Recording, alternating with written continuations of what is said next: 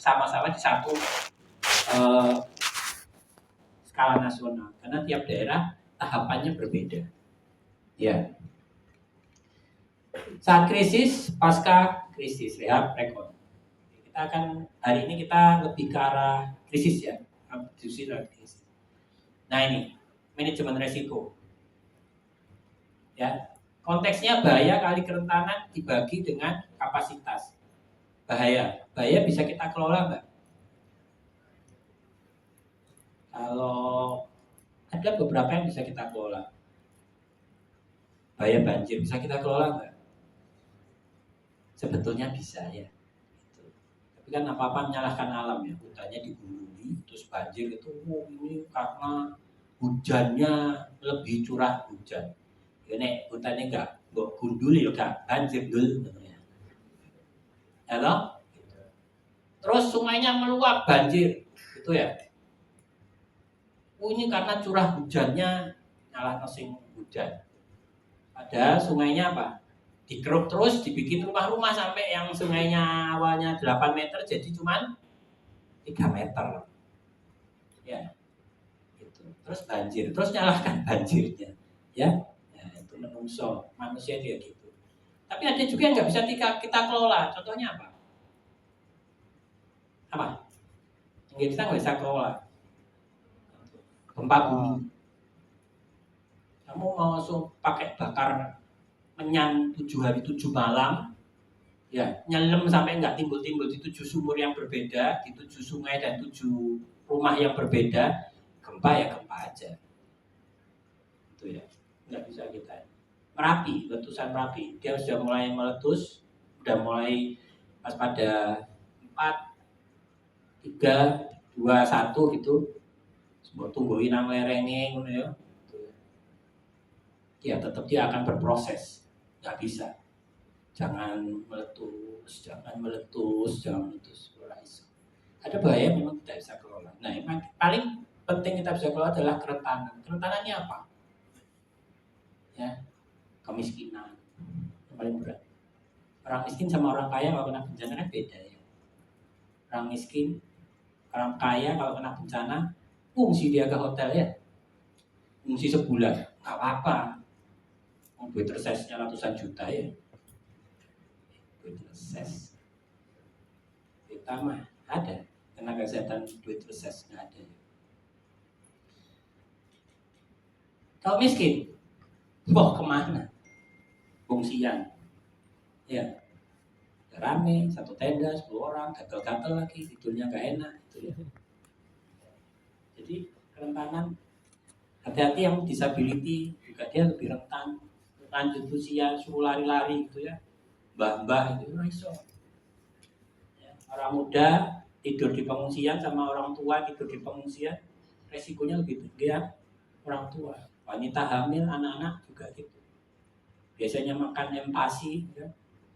Kasih Indomie terus tiap hari gitu ya.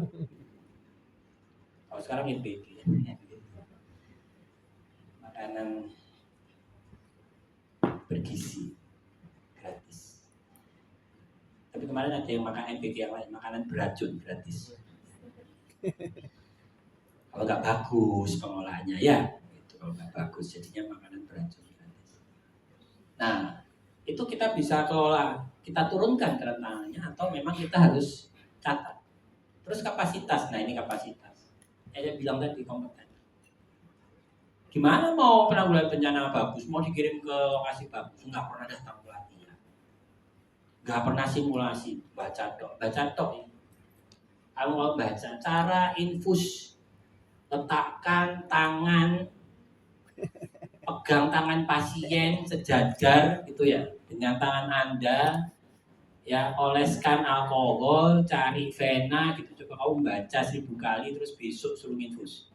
Neka. Harus latihan. Sama di bencana juga gitu. Anda nggak bisa mengolah bencana atau jadi pinter segala macam kalau nggak pernah latihan. Latihannya apa? Simulasi.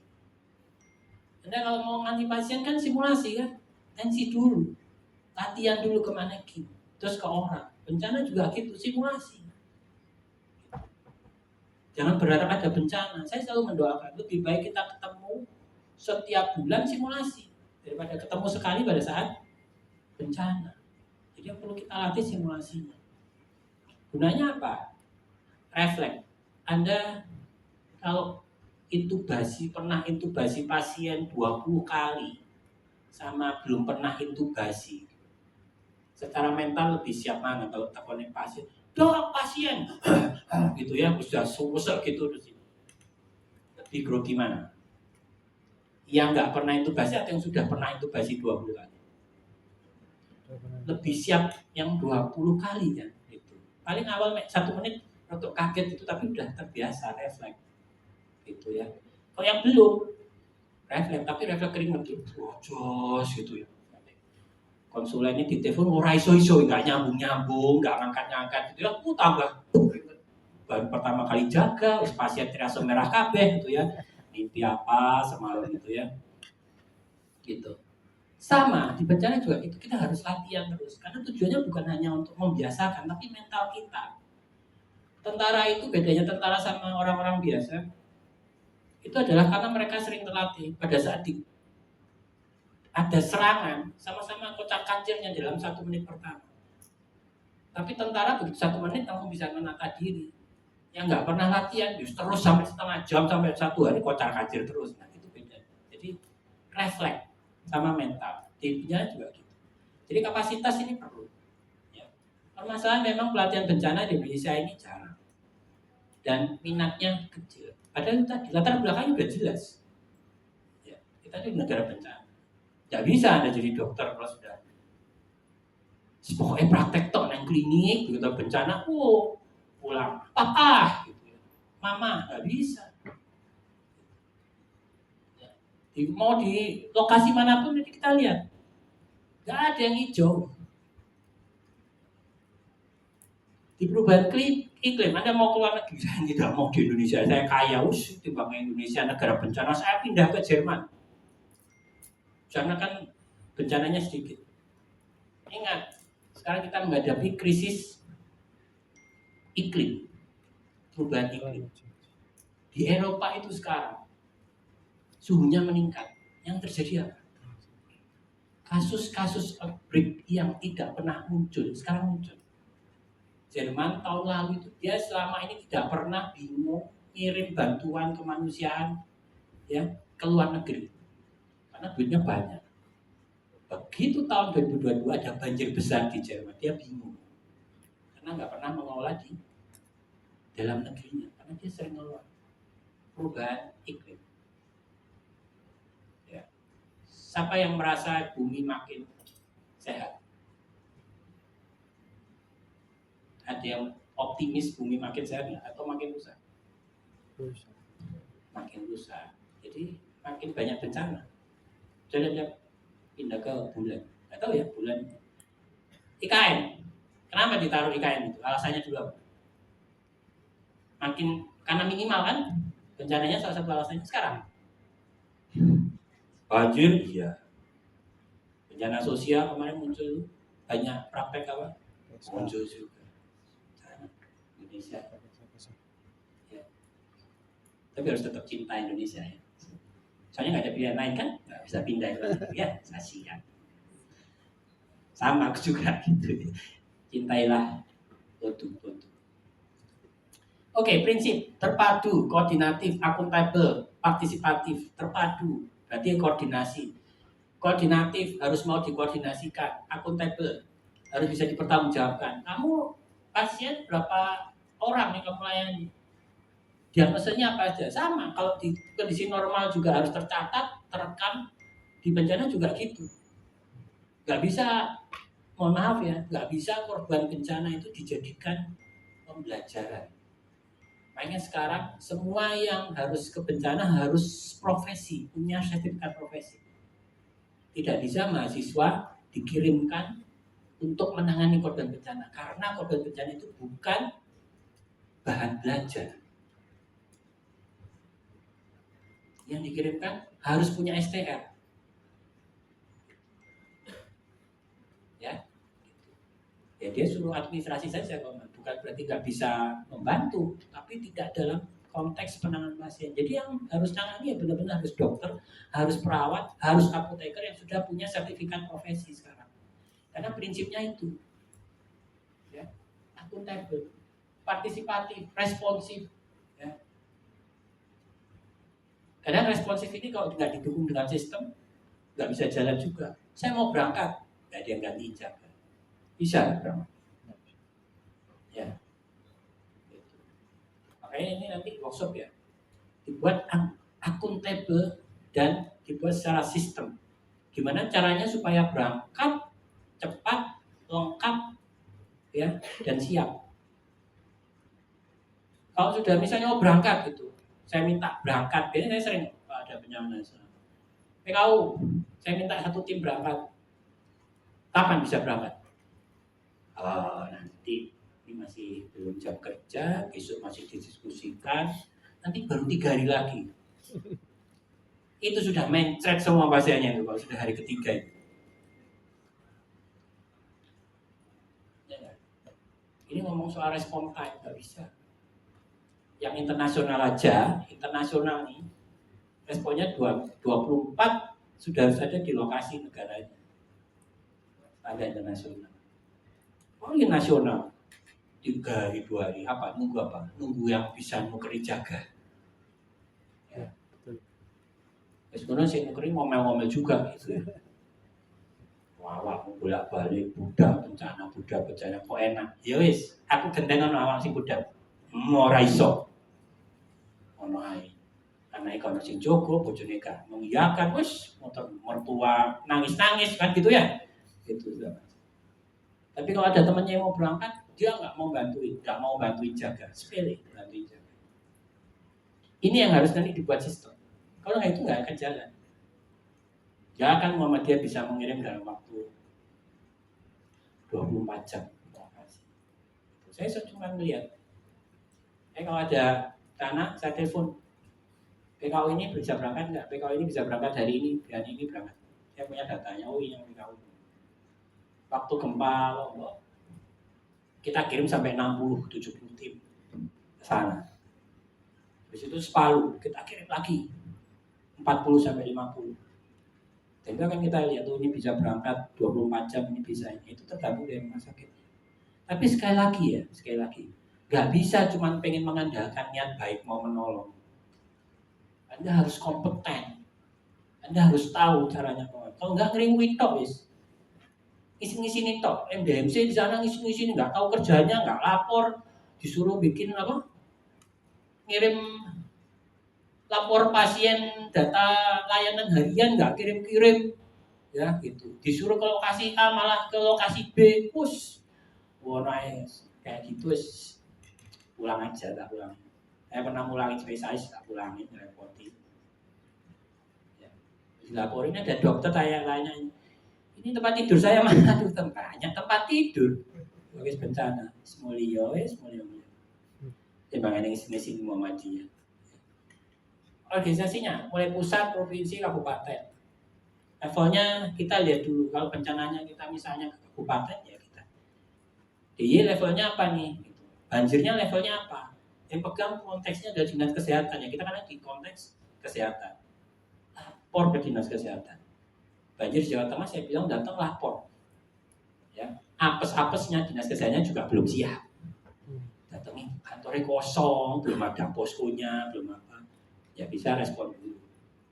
Balik lagi besoknya, tanggal 14 itu nggak lapor. Kalau perlu bantu, beberapa kita itu sering datang NGO datang, dinas kesehatannya belum siap. Belum gimana? Anda punya ilmunya, buatkan posko di dinas kesehatannya. Ya. Karena tidak semuanya sempurna kayak lagunya. Oke, ini konsep klaster kesehatan. Di kita itu ada namanya klaster, sesuai dengan tupoksinya. Ya. Jadi ada 2. Kita berdasarkan klaster kesehatan. Kedua, kita punya konsep pentahelix. Pentahelix itu apa? Pemerintah, ya, komunitas, masyarakat, itu kita ya, NGO akademik, ya yang kita di WAD-nya akademik harus kerjasama, ya. Bisnis, aktor, ya. Perusahaan-perusahaan itu kan punya dana CSR, kerjasama kan itu kebencanaan, ya. Terus media, semuanya harus kolaborasi, namanya pentahelix. Misalnya pelatihan, minta dana CSR dari perusahaan. Akademik fungsinya apa? Perkuat penelitian.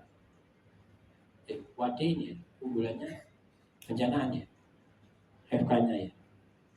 Penelitiannya sudah banyak. Ya, kita itu negara paling banyak bencana, tapi jumlah penelitiannya, ini ngomong soal akademisnya ya, paling minimal. Ya. Bisa kerjasama, sponsori, ya. Sponsor kesehatan ya. Ini ada subcluster, jadi cluster kesehatan, ada cluster pendidikan darurat, ada cluster shelter, ada cluster SAR, ya.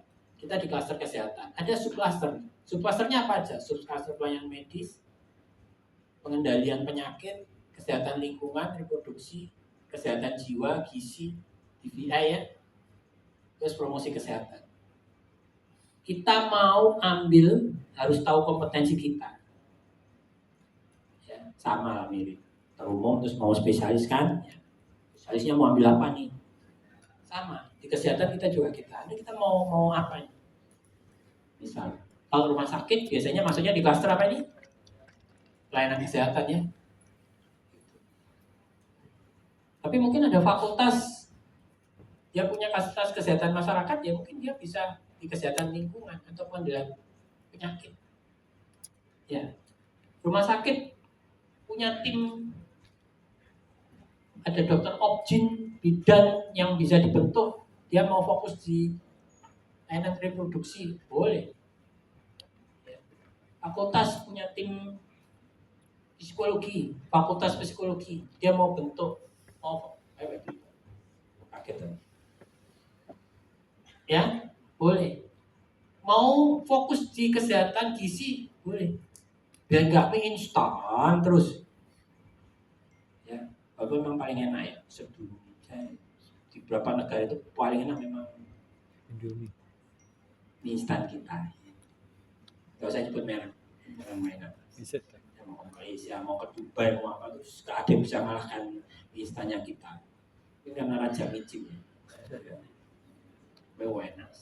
Paling sedap. Kasih kornet sama telur. Ya. Lokal wisdom untuk makanan, tapi ojo setiap hari deh. Udah hari pertama, kedua kirimi terus nih. Ya. Promosi kesehatan penting ya. Kalau enggak nanti akan banyak penyakit menular. Ini peran klaster. Peran klaster apa sih?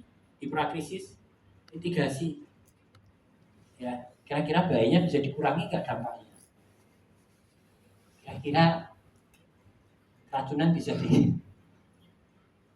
makanan bisa dihindari tidak? Itu mitigasi. Ya. Terus analisis resiko, jejaring. Ya.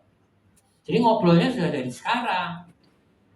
Jadi enak nanti kalau misalnya gini, Anda punya ngobrol dengan BPBD tempat, ya cangkruan, ringan, ngopi, lo ya.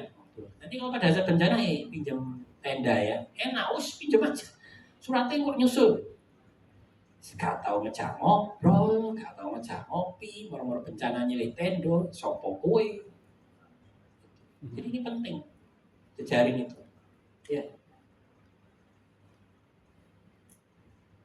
Jangan cuma sesama mulak, sesama dokter, ya, keluar. Ini ngomong soal bencana. Karena nanti akan terbantu jejaring. Peningkatan kapasitas, nanti akan ada latihan, ya. 3 kali. Sampai nanti ada simulasi ya, nggak salah ya? Ya, simulasi. Masih berapa pasiennya? 1000. Pakai probandus 50, cemen. ngumpul itu lokal aja bisa banyak-banyak. Minimal 150 lah.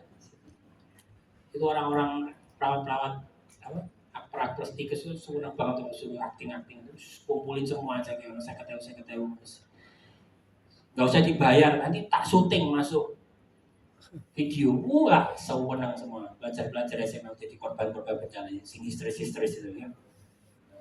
Kan kalian juga senang kan dapat peluang ya.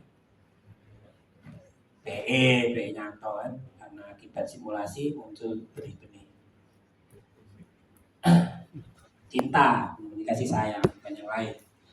Terus peran klaster saat kritis di rumah sakit lah. Saat krisis koordinasi.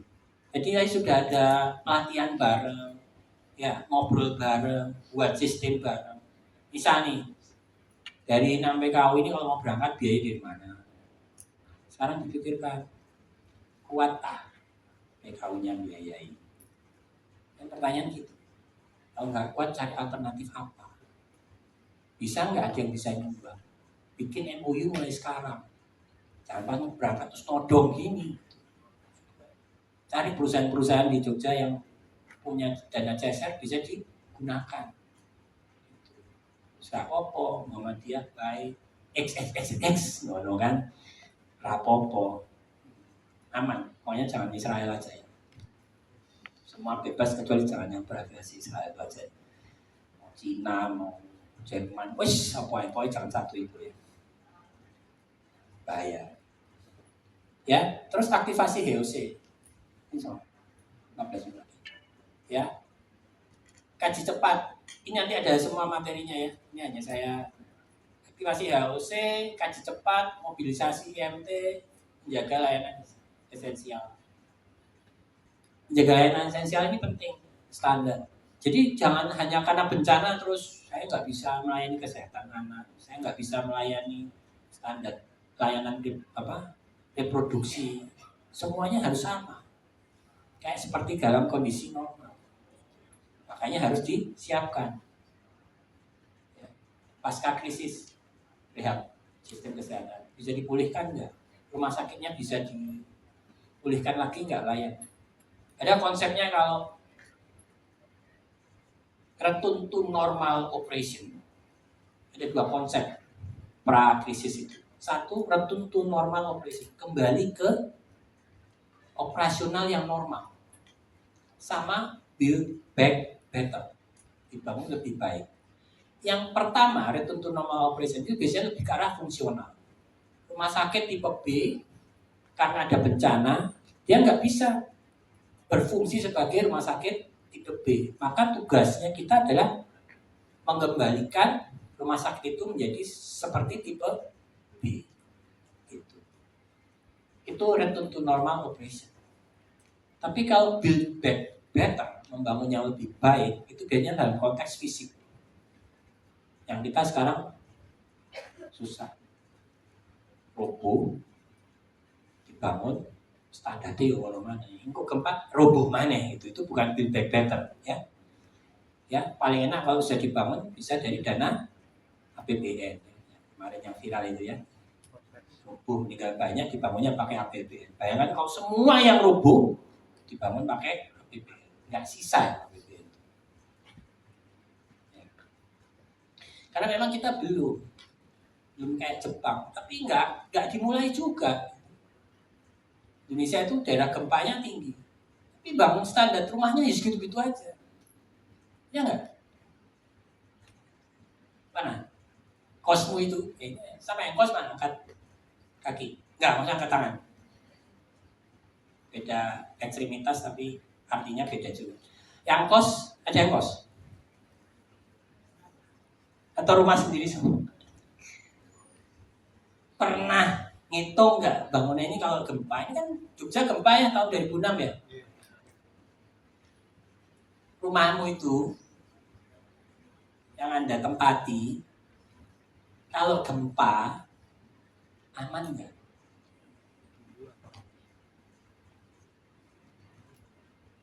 Ya. Ya. Susah karena 20% usaha 80% itu mengandalkan tahajud. Indonesia. Berapa saya? 20%. Saja ini kan 80% usaha ya. 20% itu dongo. Iki gak. 20% usaha, 80% wes perlu sedino itu kan 10 kali. Tapi usahanya 20% sekarang. Nyala gempa. Enggak gitu cara. Kita harusnya 80% usahanya. Karena gempa itu tidak pernah membunuh.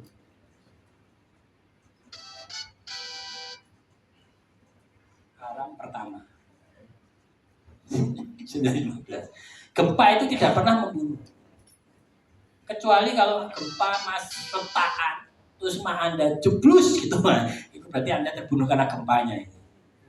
Ya, wapes banget. Enak lagi jalan, terus gempa, terus merekah gitu, terus ada blum gitu ya. Kejepit. Nah, sudah selesai Anda meninggal karena gempanya ya masih. Tapi enggak, mayoritas tuh yang bunuh apa? Bangunannya. Timpa bangunannya. Gitu. Timpa ini enak di bawah gitu. Brak gitu ya. Bukan gempanya ini. Salahkan gempanya enggak? Gempa ini kurang ajar. Bukan, karena Anda enggak memperkuat ini. Sudah tahu daerah gempa, ininya enggak diamankan. Ini kalau jatuh langsung jatuh. Ini lihat, ya lihat lampu, ya lampu itu kita ini. Ini kalau gempa, yang di bawah-bawah itu luka enggak? Harusnya ada apanya? Ada apa? Apa? Net.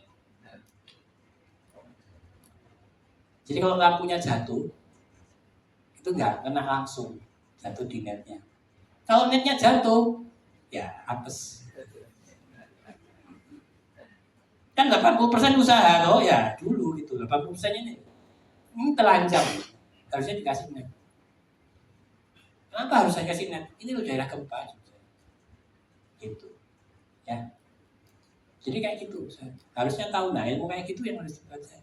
Kan begitu itu diproposalkan, balik lagi orang ono duitnya.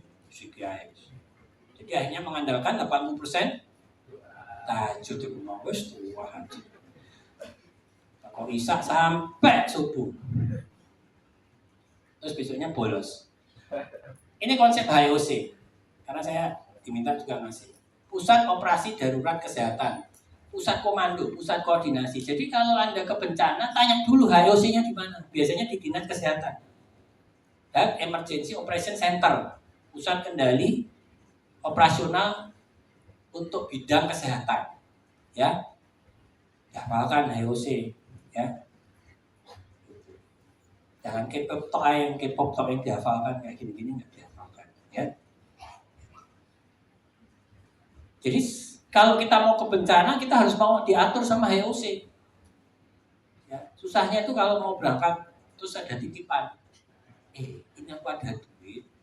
Nanti kamu ke desa ini ya, soalnya ada saudaraku yang di sana. Ya. Tapi begitu HOC disuruh ke daerah lain, nggak mau karena bisa titipan. Saya dapat titipan yang sponsori saya, pokoknya maunya saya ke desa B. Padahal di HOC harusnya ke desa A. Yang terjadi apa? Numpuk semua di desa B. Waktu letusan Merapi tahun 2010 ya, di sini sama. Semua pada mau ke GOR. Semua tim, karena enak, tengah kota kan ya. Itu banyak sekali timnya.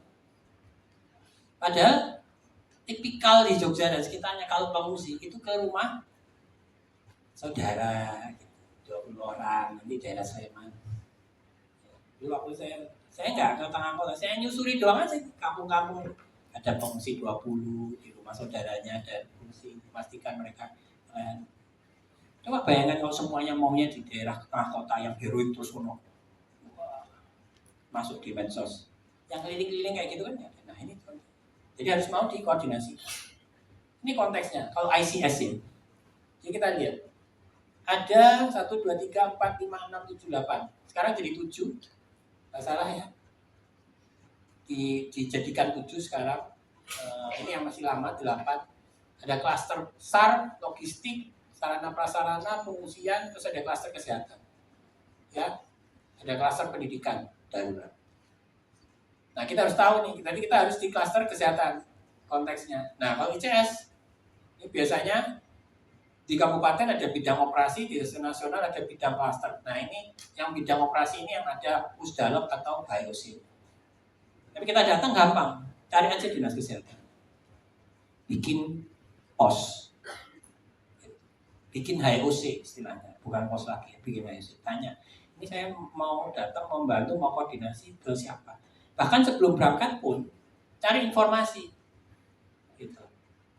Bisa kasih sesuatu di Sragen, datang mau berangkat nih tim DI mau Sragen, tanya dulu informasinya, HOC-nya mana, kontak personnya siapa, saya bisa menghubungi saya mau koordinasi. Ini yang kesana yang dibawa apa, karena yang dibutuhkan itu spesifik itu ya. Dibutuhkan obat sirup anak karena kehabisan ya, Anda bawa infus banyak nggak pakai gitu. Nah, kalau enggak ini dibutuhkan ini antibiotik misal, Anda bawa salep kulit misal, ya nggak cocok juga ya. Lihat spesifikasinya. Kalau gempa banyak kasus trauma ya, jadi kita bawa alkes ya, BMHP ya, yang terkait dengan trauma. Tapi kalau sudah datang minggu kedua, minggu ketiga ya, traumanya sudah ditangani semua. Yang orang paling gatel-gatel, mencret, jadi obatnya akan berbeda. Makanya ini harus koordinasi dan HOC. Nah, ini konteksnya. Ada ini aktivasi HOC-nya ya. Ada deteksi kejadian, ada laporan, dicek kajian kesehatan, ya betul nggak ini levelnya bencana atau cukup kejadian saja. Maka kalau tidak, ya udah dimonitor saja. Mungkin ditangani lokal. Tapi kalau yang betul aktivasi HOC, bentuk dinas kesehatannya bentuk. Ya, biasanya kepala dinas kesehatan. Mandatnya ketua HOC itu adalah kepala dinas kesehatan, baik di kabupaten, provinsi. Kalau di nasional, Pak Menkesnya, Pak DGS. Ya bentuk struktur operasi, bentuk struktur organisasinya, dia melakukan operasi tanggap darurat, pemantauan, penutupan.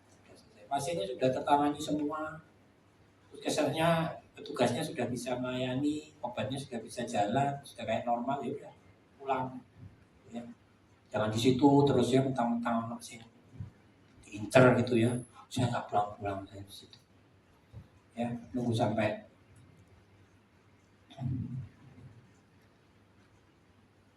diterima maharnya gitu. Jangan untuk pulang. Sudah selesai pulang saja ya. Jangan jadikan ajang taruh ya. Walaupun memang ada yang gitu. Gak apa-apa rezeki. Fungsi tugas HOC, komando, saya sudah bilang. Pengumpulan data, nah itu pengumpulan data ya. Seringkali kita bencana itu pokoknya pengen ngobati, tapi begitu ditanya datanya gak tahu dicatat. Itu ya. Ditanya berapa umur pasiennya yang paling banyak juga nggak tahu. Jadi ini pengumpulan data menjadi penting. Ya, kalau disuruh minta lapor data harian karena apa? Itu menjadi penting. Pada saat Anda melaporkan hari ini ada kasus di hari 5, besok 15, besoknya 30, ya kan itu penting buat dinas kesehatan untuk menindaklanjuti. Kok kasusnya makin banyak? Apa sumber masalahnya gitu. Nah, itu ya, logistik juga koordinasi. Kadang kita sudah bawa obat 2 minggu, seminggu habis. Ya, mau minta kemana? Ya mintanya ke HOC, koordinasi. Barangkali ada tim lain yang punya obat masih berlebih. Kita bisa kerjasama gitu. Saya waktu ke Basior kita bertemu dengan NGO, obat saya habis. Tapi duitku saya pakai. tim lain itu obatnya masih banyak, tapi duitnya habis. Jadi kita kolaborasi. Kita ke pulau terpencil, perahunya bensin segala macam kita yang bayari, Muhammadiyah yang bayari. Jadi nanti aku minta obatmu ya. Gitu. Jadi begitu di sana, nyampe, kita buat bikin 2 lapak. Lapak Muhammadiyah sama lapak Yusuf. Nggak masalah, kan tetap pelayanan ya. Tapi jangan pasiennya habis ke lapak sini terus, oh ya kamu ke lapak situ ya 2 kali ya. Jangan, tetap di. Nah ini mekanismenya. Ini ICS-nya ya. Jadi ada ketua, ada bagian logistik, ada bagian rencana operasi, ada operasional, administrasi, ya. Kemudian ada tim data, ya, keuangan. Nah ini yang kita bilang tadi, subcluster tadi. Jadi dia nanti akan membagi tim yang akan sebagai bergerak di klaster kesehatan jiwa, klaster gizi, ya, nanti ada prokes, ya. Terus pelayanan kesehatan. Bisa jadi tugas itu akan beralih. Anda mau datang sebagai tim pelayanan kesehatan, ternyata tidak dibutuhkan atau mungkin sudah selesai, Anda diminta untuk lebih fokus ke prokes. Boleh nggak? Boleh, bisa datang. Masa boleh? Sini bisa aja. Waktu di Aceh, saya bawa tim 20. Tapi waktu mau pelayanan, logistik medisnya nggak ada yang ngurusin. Ya jadilah tim logistik medis. Ya. Ruangannya rusak juga semua. Ya jadi tukang. Dan nilawang, nggak ada tukang. Terus apa? Udah kayak di sini itu. Manggil tukang gitu. Enggak. Jadi makanya dari sekarang belajar multi talenta ya. Jadi tukang. Ya dibutuhkan Mas bencana ya. Tukang ngecat, tukang mendirikan pintu gitu ya. Karena kalau di bencana. Tapi kalau koordinasinya bagus, nanti kayak minta ini kita butuh ruangan ini, butuh ini. Profesinya Puskesmas harus diperbaiki. Kita bisa melakukan pelayan tapi fisiknya. Siapa ini yang bagian renovasi ya seperti itu ya. Nah, terus membuat peta resiko dan peta respon. Kalau dalam konteks peta resiko ini pra krisis, tapi kalau pada saat sudah terjadi krisis kesehatan maka peta respon. Peta dibuka, ya, oh ini tim OAD di sini, berapa orang, ya, kemudian sampai tanggal berapa, nah, ini yang di sini. Beda. Di Sleman tim siapa yang bergerak, tim PKU Sleman berapa orang itu. Nah itu biasanya nanti ada di HOC-nya. Dan begitu akan enak. Begitu lihat, kita datang laporan sudah tahu nih. Daerah sini sudah ada 2 tim, daerah sini ada 3 tim, daerah sini ada 1 tim, daerah sini gak ada yang mau gitu ya. Ya, itu biasanya kalau yang sulit air kayak gitu ya. Jalannya rusak ke sana. Gitu. Biasanya kayak gitu tuh. Kondisi yang sulit itu biasanya kalau timnya nggak siap dia nggak bisa. Ya. Waktu nggak dibina juga gitu. Saya ngikut tim Muhammadiyah mau di MDMC mau disuruh ke daerah yang terisolasi karena nggak mau ada tim sana. Kenapa? Lumpurnya segini, aksesnya ke desa itu. Ya dasar atau gak waras ya. Jadi sudah saya iyain aja gitu ya. Jadi kita bawa obat tuh kita sunggi tahu ya. Kita sunggi sampai segini lumpurnya. Mobil bisa masuk nggak? Mobilnya minggir-minggir ke deket apa jurang itu. Karena yang agak kering di situ. Tapi kita nggak berani mending lewat jalan lumpur. Tetap terus tapi aman ya daripada nyungsep ke jurang ya. Gitu. Nek kena lumpur kan terus tok ya. Ya. Jadi harus siap kayak gitu. Oke. Nah, kemudian kalau ada rencana kontingensi, apa rencana kontingensi itu adalah rencana kedaruratan yang sekarang disiapkan. Sekarang kalau sini ada Ustaz Merapi, DIY punya rencana kontingensi. Rencana kontingensi itu apa? Ini kalau ada di letusan, ini akan dibuka posko di sini, siapa yang bertugas di itu. Ini sekarang sudah disiapkan. Jadi pada saat nanti terjadi beneran, sudah tahu, oh saya kalau ada di letusan saya akan bertugas sebagai apa, di posisinya di mana dan di lokasinya mana. Ya. Jadi sudah tidak bertanya-tanya lagi karena sudah disiapkan, itu namanya rencana kontingensi. Yang susah kalau belum ada rencana kontingensi, harus bikin rencana baru dalam konteks krisis. Ya. Tapi ini ada ilmunya sendiri ya, ini karena kita pengalaman. Tenaga cadangan, kita bicara terkait dengan kompetensi relawannya. Sekarang ada Google tenaga cadangan kesehatan, daftar di situ. Ya, punyanya Kemenkes itu ada sekitar 10 kompetensi. Pilih mau kompetensi yang mana. Daftar sebagai tenaga individu ya. Ya tulis saja dari MDMC ya, biar banyak gitu ya relawannya dari MDMC ya. Googling ya, gitu. Dan googling drakor aja ya, kayak gini, tenaga cadangan kesehatan ya. Iya. Jadi kalau saya jaga GD itu ya, bawaannya itu buku tebel-tebel ya. Nggak ada itu namanya e-file, itu nggak ada. Sekarang kan jadi lebih tipis ya, bawa tablet atau HP. Cuma yang dilihat juga bukan e-book, itu masalahnya. Ya. Prinsip persyaratan TCK, sukarela, profesional, ini loh profesional ya. Sukarela nggak profesional percuma ya. Ngerimui, ya, ngerweti. Terlatih, profesional terlatih bersertifikat ya. Nanti dapat sertifikat nggak ini? Dapat ya. Good. Ya, lumayan ya, nambah sertifikat.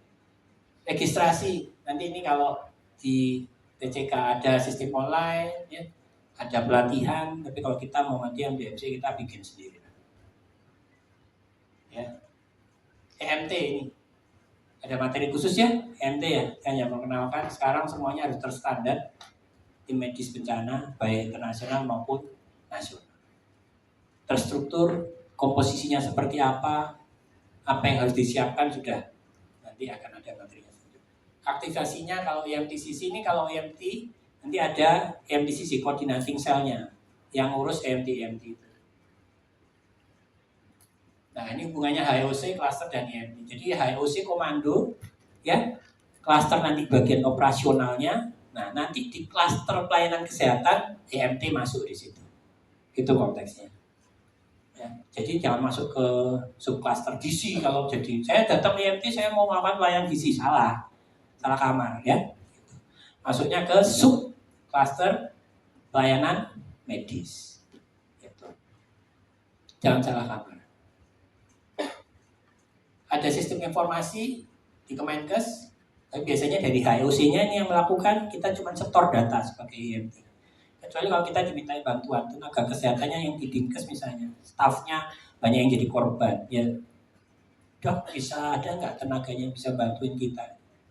Boleh, nggak ada masalah, ya.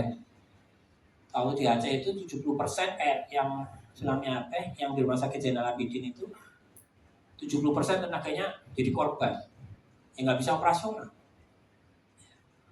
Ya. Diminta bantuin ngetik surat untuk supaya gajinya dokter umum bisa turun.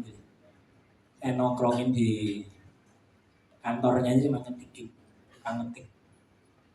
ya nggak apa-apa kalau memang dibutuhkan. Jangan sosok saya kan dokter, pokoknya nggak ngajini pasien, saya nggak mau gitu ya. Nah, ya sesuai kebutuhan. Makanya banyak ikut pelatihan biar tahu. Logistik, ya, pada penyimpanan, distribusi obat. Jangan sampai saya besok berangkat, terus obat-obat yang mau kadaluarsa minggu depan kumpulkan sekarang, itu sadis. Ya. Golek obat-obat yang arep kadaluarsa itu sadis banget. Anda sudah mau nolong, ya, tapi niatnya jelek. Minimal ya kadaluarsanya yang setahun paling pendek, itu standar, ya, nggak boleh lebih cepat dari itu. Karena apa? Nanti kalau enggak Anda membebani. Kalau obat-obat yang Anda bantukan itu tidak terpakai, masih untung Anda bawa pulang. Kalau enggak, membebani dan dinas kesehatannya harus membumi hanguskan kalau expired, ya enggak? Itu sudah nolong enggak, Malah bikin dinas kesehatannya keluarkan duit karena dia harus menghancurkan obat-obat itu. Ya. Tantangan koordinasi lintas sektor lemah, itu tadi jarang ngopi, jarang ketemu ya, jarang latihan. Kalau simulasi kan ketemu kan, yang penting ekar-ekaran tuh tengkar itu pas simulasi, kurang ajar kamu harusnya kesini gitu ya. Enggak, aku kemarin ditugaskan sini, nggak bisa kamu, itu nggak apa-apa, pas simulasi, jangan pas bencana. Ya, nggak apa-apa, coba kemelahan fisik ya, ya. Kalau orang di Jawa Timur tuh mesu nggak apa-apa, tapi pas pelatihan aja, jangan pas bencana. Ya. Gitu. Koordinasi, selalu kita bilang koordinasi tapi nggak pernah, susah. Kadang ego, ya. Banyak juga dokter yang berangkat ke bencana nggak mau diatur karena apa? Sepele. Hierarki, apa lebih senior? Aku lebih senior kalau awakmu koordinator oleh no. Aku mau ngomong. Ya pulang aja. Gitu ya. Nggak boleh kayak gitu. Saya waktu ke Turki itu bawa 110, hampir separuh lebihnya itu spesialis, subspesialis, sub lagi. Nah, sub, ono velone mana? Nah, ini serta kokon ngangkat tenda, bayangkan. Untungnya ya mau, untungnya. Kalau nggak mau, kita pulangkan aja. Jadi kayak gitu kok sistem komando. Anda nggak mau bisa koordinasi, pulangkan aja, yang repoti. Nggak ngurus. Soalnya nanti di rumah sakit bermasalah ya nanti aja di rumah sakit, ya. Tapi selesaikan dulu masalah di bencana. Jadi lintas sektor dan komando menjadi penting. SDM jumlah terbatas atau jumlah banyak, sedikit yang kompeten. Disaster tourism ya.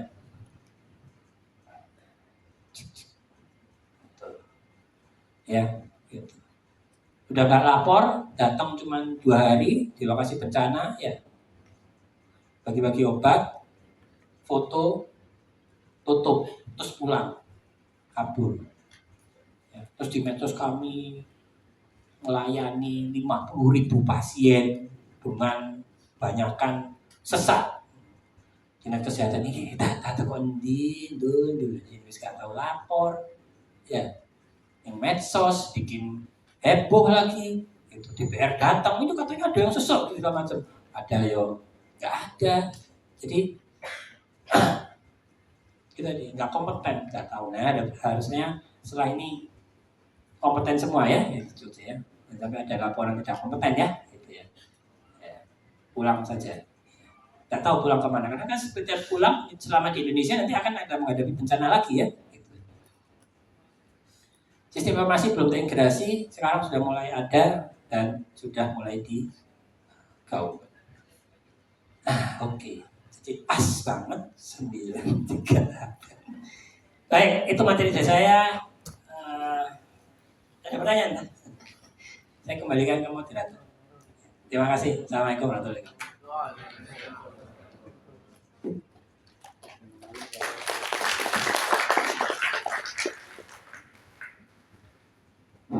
Baik, terima kasih kepada dokter atas materinya yang sangat bermanfaat. Mungkin audiens masih segar?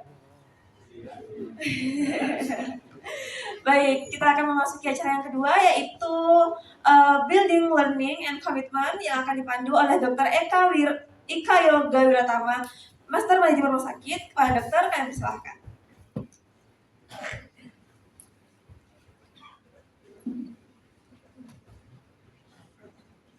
Recording stopped. Mantap. Assalamualaikum warahmatullahi